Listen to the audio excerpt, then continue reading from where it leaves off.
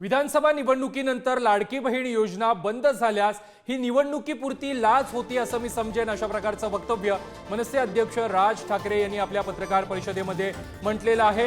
योजना चालू राहिल्यास हे सर्वसामान्यांसाठी, महिलांसाठी गिफ्ट होतं असं समजेन, मात्र ही योजना बंद झाली तर ती निवडणुकीपुरती लाच होती, अशा प्रकारचं वक्तव्य राज ठाकरे यांनी केलेलं आहे। राज्यावरती बोजा न येता जर यापुढे कंटिन्यू झाला तर त्याला मी गिफ्ट म्हणेन,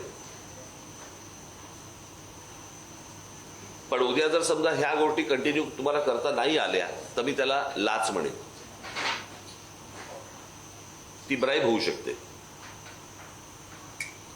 सो राज्याचं आर्थिक एकूण जे स्ट्रक्चर आहे हे बिघडता कामा नये कुठच्याही गोष्टींमध्ये। कोणी, मला असं वाटतं कुठच्याही राजकीय पक्षाने या गोष्टींचा विचार केला पाहिजे।